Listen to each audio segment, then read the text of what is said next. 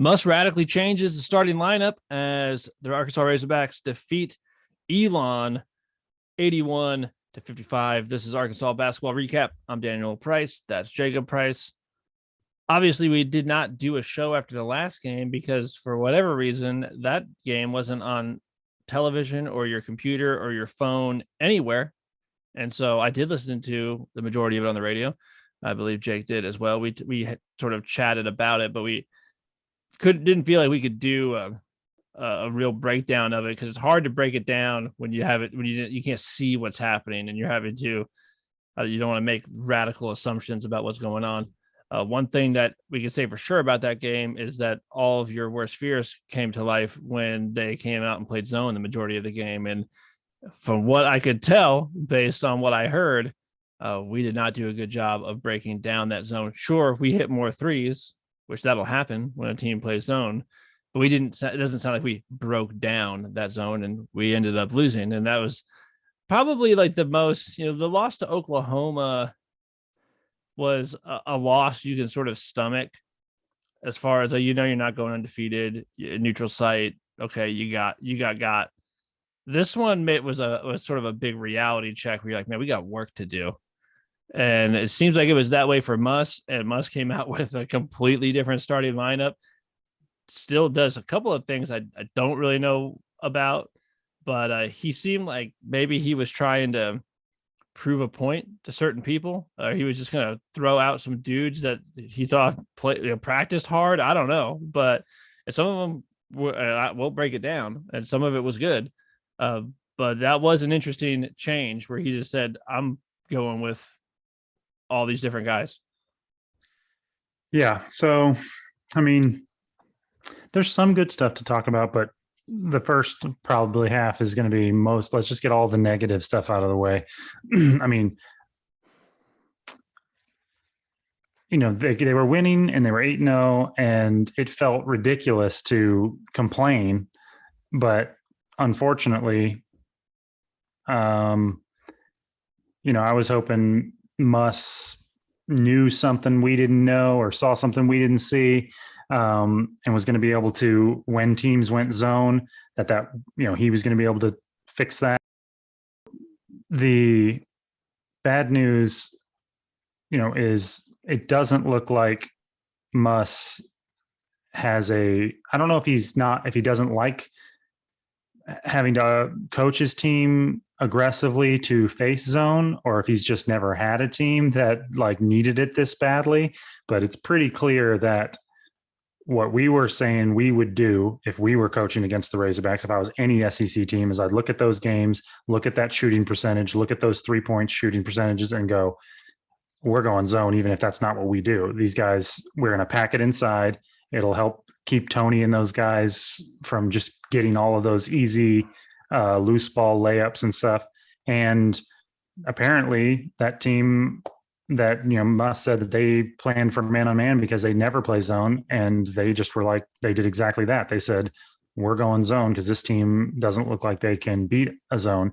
And I was not greatly encouraged by this game tonight. Personally, I think the Hogs are still in big trouble. Now, I still think Muss will fix it, and I still think that Muss will get the best that he can out of this particular group. But I'm afraid that ceiling, in my opinion, is dropping a little bit.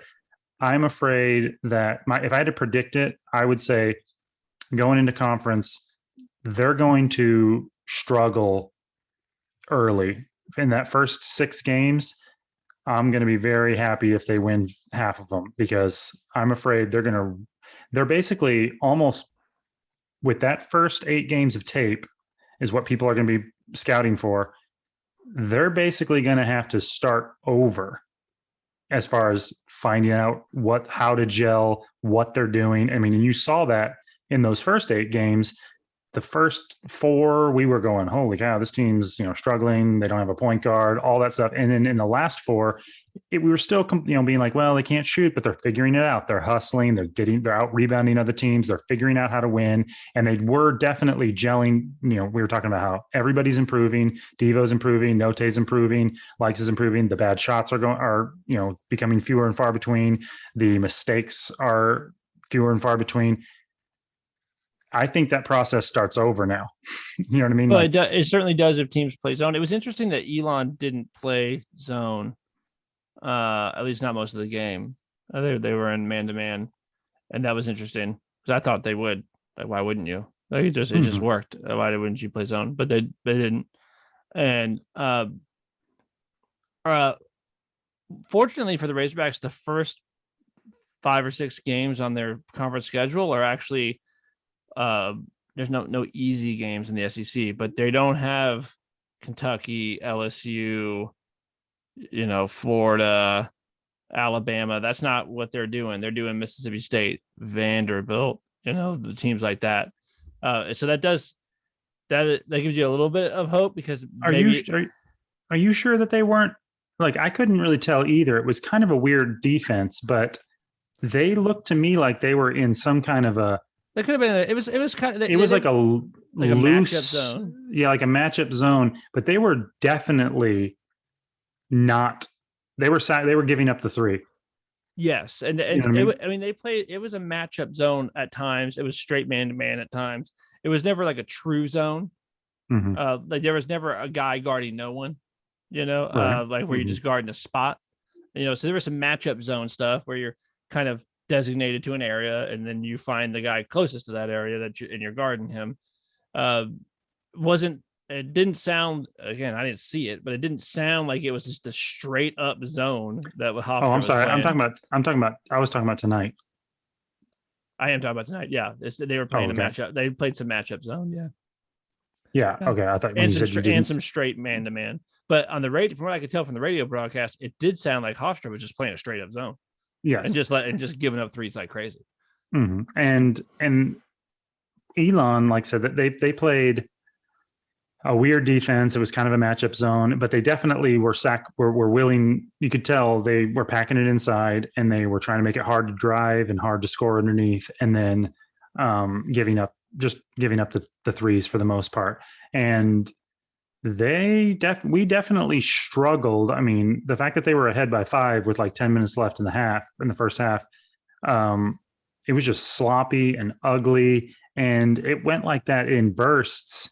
And they were a vastly inferior opponent physically. I mean, we were blocking shots. We were blocking step back jump shots. You know what I mean? Like you don't. That's what you only do to people that are 3 feet shorter than you or little kids. You know what I mean? You don't usually block. I mean, you can affect them and make them miss, get a hand up. It's rare to block that many jump shots. And it's like, that's just a sign that their guys are vastly inferior athletes. And maybe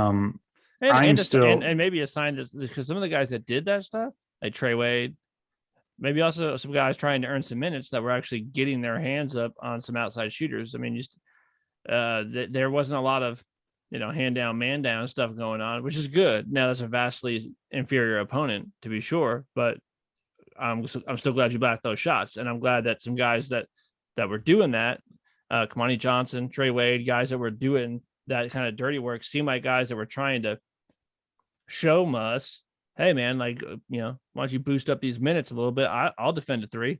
I'll defend a jump shooter. I won't get so far out of position that I can't recover. I won't do that. I'll be anxious to hear Muss's press conference, although he probably won't address everything I want to know, because what I want to know is, why were the guys that got minutes tonight not getting minutes earlier? And I mean, I think the obvious answer is he felt like the other guys were better defenders, Tony and those guys. And it felt like, some of those guys were out there definitely because he saw that they needed shooting. I don't know what's going on with Tony. Tony played 8 minutes tonight. Yeah, I don't know either. I mean, I'm not sure if there was something that we don't know discipline wise, or if he was not feeling well or something like that. But that was strange. I mean, I hope it's not because he feels like he offensively is completely neutralized against those pack it in zone type of thing. Because I mean, I can see that for Tony, the way that you beat a zone if you don't have shooters, which, or if you're not shooting well, is with it has to be very mechanical. And I mean, I think this is why most coaches don't do it, is you have to run a very non-fluid, as far as like it's not free flowing. It's not just let your athletes go out No, you there have to and cut. So you have to you have run to run sets. a autistically mechanical sets. And that's not Tony's game is freelance, run around and just wreak havoc off the ball. And I hope that that's not the case, because I definitely think he's one of our better assets. And I hope it's not that he just doesn't have as much, of a place on a team if everybody's going to start playing a zone, which I'm not. I mean, maybe they won't, but I'm So, well, still they are not. Everyone's not going to play a zone, and the reason everyone's not going to play a zone is because coaches. Some teams are going to play a zone. Some coaches won't play zone. I don't care who they're playing because they just won't do it. Yeah. Because coaches are stubborn creatures, and I will guarantee you that we see more man than zone going forward. I am afraid that we're going to see more zone than I would like. But I would be shocked if more teams come out in a zone than come out in man. I would be surprised. I would actually be surprised to see this because so few college coaches want to play zone. They won't do it. Yeah. I mean, that is the only other good thing about that, is that not while we suck against zone, people don't play that much zone, so they're probably not playing the most effective zones, even if they plan for it all week. Most coaches are like, I ain't putting a brand. Like, it's one thing if you're like, here's our matters of emphasis on defense. We're not going to give up the three this game or deny so and so the ball, and that's our game plan. It's a totally different thing if you say we haven't practiced zone all year, but 16 games into the season, now we're going to play zone this game. There's a lot of coaches that are like, I ain't doing that. Like that, we're not going to be good at that. I can't get ready in 3 days to do that. Yeah. Yeah. Because like I said, I still don't think that if you look at the way we were scoring, especially in the first half, man, I mean, we were not scoring because we were breaking that zone down. I mean, we broke it down in we were scoring because likes was good. Okay. Here's let me break down like the beginning of that game. This is what you had. The reason you're not scoring is like the unforced turnovers at the beginning of that game were crazy. I mean, like, I don't mean like a dude picks your pocket. I mean, like, why are you making that pass? What are you doing? Turnovers at the beginning of the game. And our moving without the ball was really bad. Like, we weren't moving without the ball well at all. I mean, KK Robinson, I would love to see more KK Robinson on the floor, but my dude, you got to take care of the ball. I mean, he had like 3 possessions in a row where you're like, what is that pass, dude? What are you doing? Like, I know you can shoot the ball, so I would love to have you on the floor because I need some dudes to shoot the ball, but you can't turn the ball over like that. A couple of them didn't result in turnovers, but they almost did. I mean, they were still like very ill-advised plays. And so I want to see more of him, but for sure you ain't going to log any meaningful minutes if you're doing that. The first half, not the first half, the first 10 minutes, the first half of the first half, we were like just not doing anything. Our defense was okay. It wasn't like this other team was scoring a bunch of points. They didn't score a bunch of points. They were scoring the amount of points a basketball team is gonna score. And we just weren't scoring points, with the exception of Chris Lake just being like, I'm just gonna get fouled and go to the free throw line. And even those weren't great. Like he got not that he got bailed out, but like it's just not. You're not like, oh, this is winning strategy. You know what I mean? It was like dribbling by a guy, leaning your shoulder into him, and then throwing up a crazy shot in the paint. And it's like, that's not a consistent it doesn't make you feel good about your team going forward. And Note Well, hit a what couple does of what threes, and they were, one of them it wasn't like a zone busting three. It was like man on man, step back in your face. And so there wasn't anything in that first 15 minutes that made it look like they had any control over whatever they'd been doing all week was not effective. And you could tell, like, it's whatever the other team was doing. Our guys could not get in flow. They could not, they looked, like I said, you can just tell when they catch the ball, and all of the cutting off the ball and stuff is just, it's rigid, and there's no certainty there. There's no fluidity. And it's like, it shows with the shots are stiff. The layups are weird. They're off the wrong foot. You know what I mean? Like they're throwing up weird angled hook shots. I do think this, if you're going to be a little limited on offense, shooting 35 free throws in a game is a good idea. Going and getting fouled, and like you didn't shoot 35 free throws because you were just getting fouled on leaners. Especially like once they started going, we were getting the ball inside and getting fouled, and Chris Lykes was driving the basket and getting fouled, and Kamari Johnson was grabbing rebounds and going back up and getting fouled. Now that is a good strategy, a good part of a strategy, because if we shoot 35 free throws in a game and we're going to make 93% or 83%, which is what we did, you're going to win a lot of games. Like, you're going to let the team make 29 free throws on you. That's 29 points, dude. Mm-hmm. So I personally like the idea of the balls. I'm a big proponent of the ball's not going through the hoop, go get fouled. Yeah, I just don't think they're going to get fouled like that against guys that can stay in front of them. Yeah, a lot of those maybe not. A lot of those fouls were because we were just faster and quicker than them, and they still, like they said, their effort was good, but that's what happens when I've been in this position my whole life. I have good effort, bad speed, and so I end up fouling people a lot of body fouls. You know what I mean? Because I'm trying really hard, but I'm just not as athletic as the guy I'm guarding. And but I don't feel like in past games when we've struggled to shoot, that we've said, you know what, let's just go get fouled. Because Devo can do that against good guys. Likes is faster than most guys. Period. Like, he can go get fouled. Devo can go get fouled. Note can go get fouled. You have guys that can go get fouled, as opposed to just dribbling around and then step back janking one. I'd much rather you put your head down and go into the paint and draw some contact when you're struggling to score. I like it when coaches say, ball's not going in, let's get to the free throw line. You see, this is what all the great players in NBA history did. Like when Kobe's having a bad game or Jordan was having a bad game, they just be like, I'm going to the free throw line now. And that's what they do. It's a good strategy to try to get fouled. I don't know if we've done that in the past. We've just like put up shots. So I do like just take it to the rack and see if you can get some points that way by shooting free throws, because we are a decent free throw shooting team, with the exception of one game where we were atrocious. But we do have some guys that can make free throws.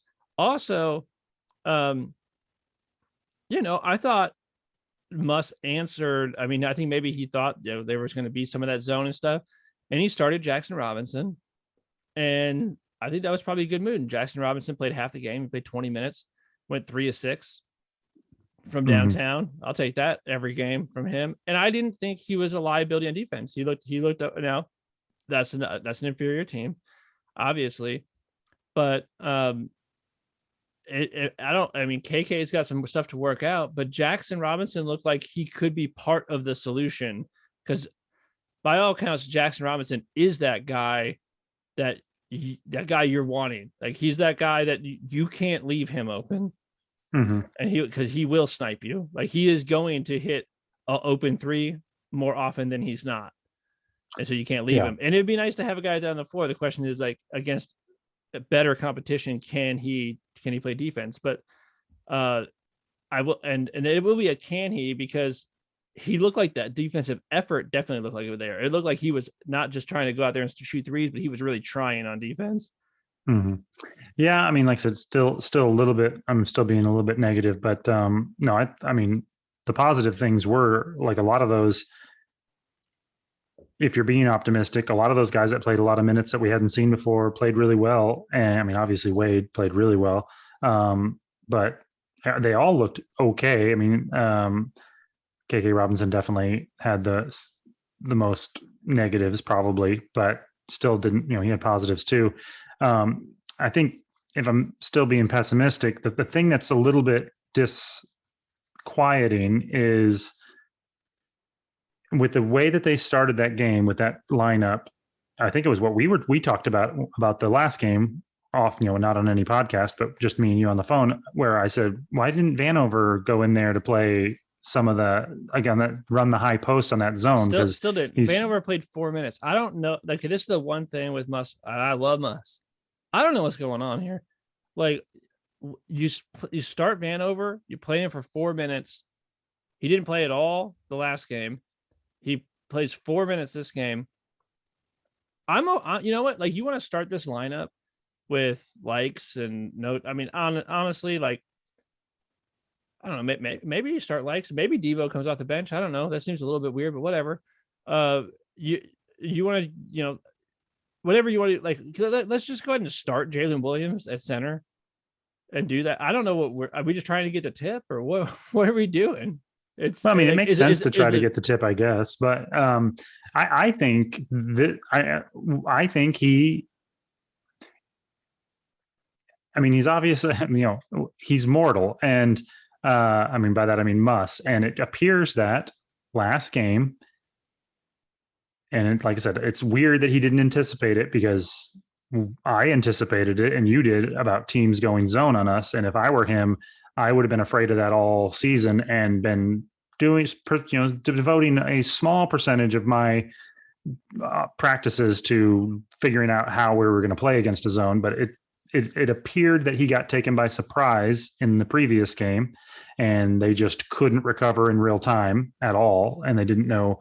And he admitted that's he said they planned for man, and this game it looked like he had a similar thought, at least in my opinion, to what we were saying, which is, why wouldn't you stick Connor in to play that, run the high post, because that's what you need in the zone. You need a guy that can hit a jump shot and can pass a little. And Connor seems like that guy. He can roll to the basket. Yeah. Connor can obviously get that jump shot over anybody, and if he makes a few of them, then it draws that guy out and allows you to have Williams or somebody go, cut in there, and then he can pass to him. And I think he had that similar thought. I mean, I might be wrong. It might be literally he just feels like he needs to give Connor some playing time because he feels bad or something, and he just wants the tip. And maybe it's that. I don't think so. I think he was.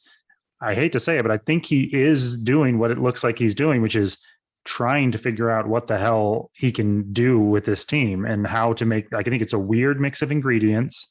I think he's got a stranger group of talents than he normally does, and he's trying to figure out how to utilize them best. And it looked to me like he put Connor in there, and the first thing they did was hit him at the high post and have him turn around, and that guy had one step off of him, so he tried that jump shot, didn't go in. And like I said, I think it was just that Connor, I felt bad for him, but he missed that shot, and then I think he turned the ball over. And then, even though, and I know if I'm seeing this, he's, Muss is definitely seeing it on defense, he was too flat-footed. Like that, their guys, when they drove it, the very first time they drove it into Connor, he was way on his back foot, and they actually still missed it. I think they overcompensated for his length, but the guy got all the way around the corner and was like, all he had to do was just kiss it in there. I think he was worried that, the 7-footer's wingspan was going to get him anyway. So he put it just a little high off the glass and it spun out, but it looked apparent that I think that was going to happen a lot, which was Connor was going to get caught at the free throw line in those pick and rolls and then not be able to quite get there. Yeah. I just think it's so weird to keep maybe it's just starting him and seeing what he can do and seeing how the matchup works and pulling him. But I know this, starting but playing 4 minutes, dude. And if you do that all season, and this is okay if this happens, but if unless Connor is just a friggin' diehard Razorback fan, he'll probably be playing for Elon next year or something. I just can't imagine him sticking around for that, you know? I mean, because Connor is talented enough and is such a unicorn enough that he's logging 30 minutes on a lot of teams. Yeah, and I mean, like I said, I feel bad for him too. I kind of wish he would in some ways because he came to Arkansas when, I think Muss. Well, I mean, this is a side tangent, but it looks like we didn't. I mean, you remember that team? We didn't have any size. It was like the smallest team in the world. We were running 5 guards, and we needed a big man, but he just wasn't quite ready. And I think because he is such a freak of nature, Muss probably just hoped that he would get improved to a certain extent. But I think I could be wrong, but I think what he's thinking is because we don't have shooters or because we're shooting poorly and because there is this thing now where like teams are jumping into zone on us and we're just not able to flow. I think Muss is wanting to push the ball in transition as much as we can and as often as we can. And that doesn't mean 2 guys on a fast break. That means getting down there and working the ball real quick in the first 10 seconds and hoping that you can gain an advantage. And that's hard to do with the big man lumbering down, taking 7 seconds to get down the court. And you got guys like Wade and Tony who can just fly down the court and really be at the rim, ready to receive that broken, that pass from Likes or Devo or Note whenever they do just start shooting in there. And I just think he doesn't want 4-on-5 breaks. You know what I mean? He wants all 5 guys being able to fly. And I think Connor's just a little bit too slow. It's not his fault. I mean, obviously nothing you can do about it. Yeah. It was interesting, just kind of going through the box score here. Tony played 8 minutes, didn't score, got, had 1 rebound. I had a block. Amude played 5 minutes. And by the way, looked terrible. I mean, like I like Stanley Amude, but like it didn't look good. Like he was playing some one-on-one back you down ball stuff, and so he played 5 minutes. It does seem that this is a game that Muss is like, we're gonna win this game. Like, I don't think he ever thought that they weren't gonna win this game, and that he was like, I'm about to take a good hard look in game time situation on what Trey Wade and Kamani Johnson and Jalen Robinson, what they're all about. Because I've got to fix stuff going into conference. And I need to get like a real hard. And because we haven't been able to blow anyone out, I haven't got to really look. And I will say that, I mean, I like Kamani Johnson's game. I mean, he played 17 minutes, had 15 points and 7 rebounds. I mean, you can't complain about it. Like, I mean, he's a big, hard-nosed dude. Is he better than Tony? Probably not, but the effort was there. Now, if you're Trey Wade, I don't know what else you'd have to do to get yourself some minutes. The thing, I actually think it's weirder. I mean, they're both weird, but I don't know what's weirder, that Tony and Amude barely played this game, or that those other 2 guys barely played before this game. You know what I mean? Like what's the reasoning for them not getting any minutes before this game? Because they looked, like you said, I mean, it's not like, I mean, Tony's been pretty solid and Amude's been a little, streaky. He's had a great game and then not such a great game. But they definitely, neither one of those guys look like they're separated so far that you wouldn't get some more minutes for that. Like they look relatively interchangeable. Muss is a short rotation guy. I mean, Muss playing 7, maybe 8, ideally. That's what he wants to do. And there's a lot of coaches. He doesn't want to play. He doesn't want to play 10. He wants to play 7. Or maybe 8. But that's the rotation you're trying to break into. And I don't know. I mean, I thought that Trey Wade looked great. Again, I'm sure Tony's like, yeah, well, he didn't have to play against Oklahoma or whatever. Mm-hmm. I understand. But he looked good. I do wonder, I mean, is Kalen Robinson, or no, sorry, not Kalen Robinson, is Jackson Robinson the thing that Muss knows he's going to have to do in order to not have teams just be able to pack it in like that. I mean, is he the guy you're just going to have him out there? And maybe it is. And like, and he was wanting to get a good look at it before he went to play. Because I would, out of those three guys, even though I thought Trey Way played really well, and I thought Hermione Johnson did, I don't know what else you want him to do other than what he did. I do think if you ask me, which of those guys are you going to see? Trey Way played 21 minutes. Jackson Robinson played 20 minutes. Kamari Johnson played 17 minutes. Which one of those guys do I think will get those, are most likely to get those minutes going forward? I think it's probably Jackson Robinson. Not because he played better than those guys, but because he brought you something that we just really need. Yeah. See, the reason I'm not so sure that that it was as, I'd like to think that he was like, well, we're going to beat this team because we're superior to them. And so I'm going to get a look at these guys. But I don't know about that. It felt more like, to me, like a thing of necessity. Prove a point to some guys. Or it was a thing of necessity. Yeah, maybe the prove a point thing, but like, because just based on the lineup that he started, and then the fact that like some of those guys didn't play well and they sat the rest of the game. And then, I mean, I do think he definitely started some shooters, and I think he was anticipating zone and all that.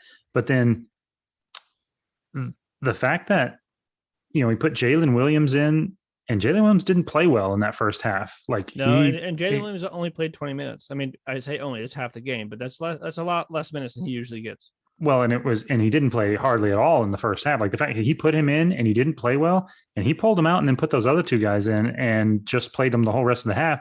And it wasn't even like when he put him in, they obviously just were outplaying, and it seemed a little bit punitive because, like I said, I mean, we didn't really start to take off until the last 5 minutes of the first half. That's when we started to grow that lead. So it wasn't clear to me exactly what was going on there. He might be also just looking for mixes of players, like just trying to find the right guys that played the right group. It might not even be an individual thing. Sometimes it's just about like, I got to figure out the right combination. I mean, what was weird is Devo didn't start, which I think is very unlikely that Devo is not like starting the vast majority of games, because he doesn't start. He still leads the teams in minutes in this game. So he didn't start. He still played 35 minutes. And in 35 minutes, like the weirdo that he is, and by weirdo, I mean, I love him, but this stat line is weird. He's like, I'm just going to get you 6 rebounds, 6 assists, and 1 point. And like, I'm going to play 35 minutes, which is weird. And guess how many shots Devo took? None. He just made a free throw. He didn't take a shot the whole game. In fact, the one time he had an opportunity to take a shot, I just highlight reel dunk it. He tried to pat behind the back, pass it to someone else. He's just a weird player, man. I mean, I mean, obviously he's a defensive specialist for sure. And so you have that, but yeah, so Devo doesn't start, leads the team minutes. Note, he started, he had 31 minutes a second. Like, it's weird, like with 25. Note is like the only one that seems like he doesn't really need to figure anything else out. Like he's kind of like doing what he's supposed to do. Yeah. And like, I mean, like I said, Devo's doing what he's supposed to do too, but it would be nice if Devo would take a little bit more of the point guard role over, you'd hope that he maybe become more of that leader. But he led the team in assists. He had 6 assists, and that's what you want from him. But I mean, Likes doesn't, like, that might be the first. Likes had 1 assist. He played 25 minutes. He had 1 assist. Had the ball in his hand. Like, I would like to see him get, like, one thing Likes doesn't do. Like, Likes can get into the paint whenever he wants, but he's never like, I'm gonna draw a crowd and kick. Like, that's I think maybe he did it the one, like maybe he assisted on one of those Jackson Robinson threes. I think he maybe kicked it out. Maybe, like, I'd like to see some of that. Give me some more of that. Like, let's use Chris Likes like that. I mean, I'm fine with Chris Likes getting in the paint, getting fouled, And by the way, Chris Likes can finish. Mhm. I mean, he makes tough shots in the paint, to be sure. So I'm fine with that. I mean, he had 21 points tonight, and he looked good. I mean, I think probably Chris Likes is player of the game. Yeah, I might say Wade. Yeah, I mean Wade had he had the 3 blocks. He had 7 points, 5 rebounds, 3 blocks. Mostly it's just that I feel like Wade's contributions are what energized the team, and Likes, unfortunately, is such a one-on-one guy that it doesn't it's fun to watch him if you're his teammate or whatever, but he doesn't, what he does doesn't energize the whole team necessarily. Especially, I mean, maybe it would more if he was like going down there and just hitting threes and stuff, but like driving in and getting to the free throw line just doesn't help your team get in that energy flow. And I felt like the stuff Wade was doing was the things that you saw shift the crowd and the momentum towards towards everybody. I mean, it's such a real thing, and it's weird that it's hard to talk about because it's intangible, but I mean, you watch it happen when like he gets that block, and then they get after that they get that stop, and then they get a layup on the other end, and you can feel the crowd start to get into it, and you watch the players' body language change, their cuts change, their defensive stance changes. It's like the energy is palpable. You know what I mean? Yeah. And I mean, yeah, he's just I mean, and the nice thing about Wade is, we had 13 turnovers in the game. He had exactly none of them. So he's smart with the ball. Jackson Robinson, I thought played. You could say him maybe like, hey, he got a shot, and I thought he really took advantage. He had 14 points, grabbed 3 boards. Had a block, really nice block where a guy tried to drive on him, and he swatted him. He did turn the ball over twice. Went to the free throw line. Hit was 3 of 3 from the free throw line. Vast majority, Jackson Robinson was good. I think you're right. Probably, I mean, Likes is the easy one because you led the team in scoring, and because when we couldn't score, he just said, "Oh, let me go find a way to put points on the board," which Likes is good for that. Like, you do need a guy that says, like, we got to get some points on this board real quick. I mean, Note and Likes are the 2 guys that you can kind of depend on if you had to get some points to stop a run or something like that. Those are probably the guys to do it. But Wade, I think you're right with the. I thought in a very different way than Jackson Robinson, but I think he really took advantage of. I'm going to get minutes. I maybe more than, I don't know, maybe more than anyone else, but I just don't know what else you'd want for Trey Wade to do. I don't know what else most of them would have to see for him to get more minutes. Yeah, and like I said, I mean, it feels like I'm always like poo-pooing Likes, but some of that, like, it depends on how you look at it. Like, there in the early in the game was like, well, we're having a hard time scoring, and he got to the free throw line. It's like, kind of, but what I would feel a lot better about with him is if he was doing what Chris Paul would do in that situation, which is calm everybody down, make a decisive dribble drive, and then get the ball moving and get his teammates involved. Yeah, that's and not, instead he's not that guy.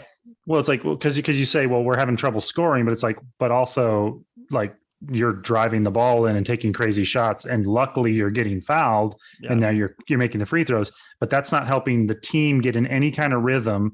And it showed because he had 8 free throws in the first 10 minutes, and we were down by 5. You know what I mean? It's like it doesn't help the team flow. I mean, points are not all points are the same, are equal. And it's like, I'm glad he made his free throws. I'm glad he's a good free throw shooter, but it's like, I wasn't impressed by that first 10 minutes performance just because he was making free throws.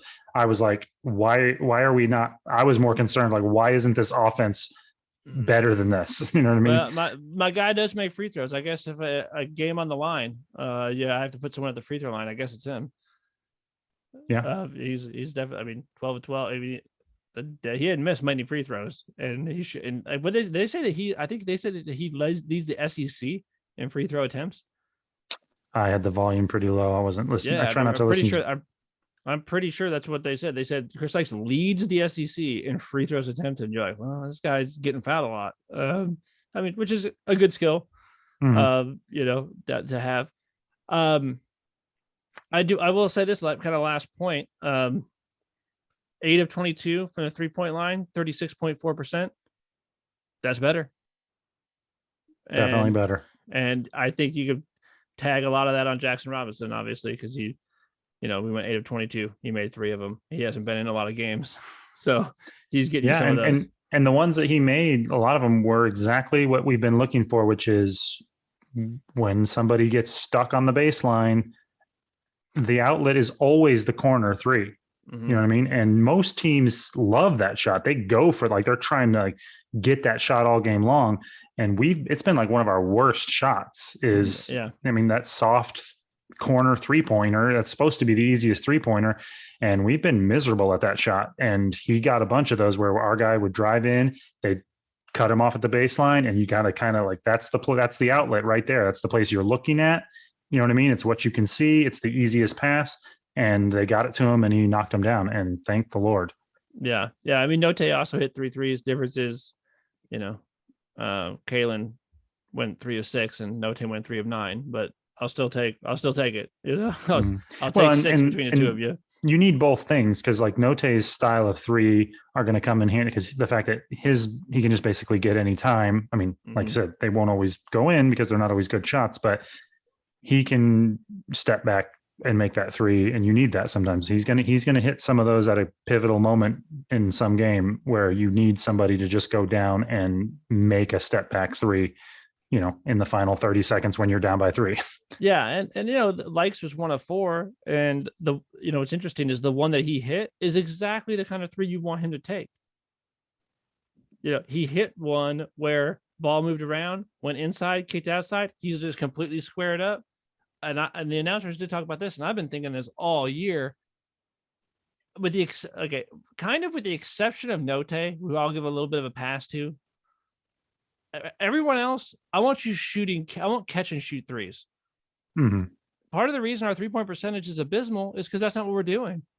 We're shooting 3s, but they're not off the pass. They're not they're like you dribbling around, jab step back. That's a way lower percentage 3-point shot. Move it around. I don't care if you jack up 3s. If you're open and set, go ahead and jack it up there, and you notice that you make a lot of those. So yeah, well we'll see. It's going to be luckily we've got Christmas to distract us because it's going to be I'm anxious to get into the conference play and see what happens. Hopefully, they keep working on. Hopefully, Muss saw something in whatever he was looking for with that weird lineup. I mean, I would think that Muss's Christmas is going to be. He's got a lot to think about because I looked at that game. If I was him, I don't know what I'm going to do now. I saw a lot of things that I don't know what I'm doing now. He's got a lot to sort through. Yeah, and like I said, there really is something to players knowing their roles and gaining confidence and figuring out. And it does feel like as conference starts, we're going to be figuring that out again. It's like a new season, and I expect with all of us as teams, we're going to probably struggle in the first couple of games. Now, I don't know if that means lose, but could mean lose, but I expect us to struggle in these first 4 conference games and then improve. And I at least I hope it doesn't snowball on us. Both things could happen. You could lose 4 games in a row in conference and just have the whole thing unravel on you. I don't think that'll happen, but I think if you had a different guy at the helm, it could happen. But I retain faith that Muss doesn't let that sort of thing happen. That he's just too much of a basketball junkie to not figure out a way to not let things like that happen. And so even Muss is a good enough coach that even if you have to win ugly and you don't love what you saw, he's still a guy that figures out how to win a lot more games than he loses. Yeah. So hopefully it'll be exciting. It'll be interesting. This SEC is pretty good. Yeah. We'll We'll see what happens. Now it's about to get real fun, man, or real heartbreaking. One of the two. I mean, like I said, we're not ranked now. It's probably that feels right. Yeah, I don't want. Feels like I say forget. I don't like being ranked unless you're so. I only want to be ranked when I know for sure that we should be ranked. Because I don't really like the number that is actually just a number on your back. And it doesn't even matter. Even if it's 21, 24. Like if you better be like, I'd rather feel like I wasn't ranked high enough. I want to be ranked when I feel like I should be 5 spots higher than I am. Not when I'm unsure if I should be there. Because otherwise it's just a target. Someone's just trying to go beat a ranked team. It was cool to be 8-0 and ranked like 10 or 12 or whatever it was, but I definitely feel like all of the things that we were worried about where we're like, is this team number 10 in the country? Is that possible? That doesn't feel right. But I don't think it was right. You know what I mean? I think we're good and we could be good, but they've got some work to do to be a top 10 team. Yep. You know. Yep. Yeah. So, I think the talent's there, but they haven't put it together yet. Like I said, I mean, I think I said this a few podcasts ago. I feel like this team is going to be in a lot of close games, and whether or not this is a good, great, or shit season is going to come down to a couple of the final minute in a bunch of games, which I mean is an obvious thing to say, but I think I feel like this team could lose a bunch of really close games, and they could also scrape out a couple of really close games, and it's going to be probably exciting. And I will lean towards scrape only because of Muss, because I feel like Muss in close games, I just feel like he wins more than he loses. Yep. I mean, historically, that's true. So, all right, man. Well, I'll see you after Christmas. All right. See ya.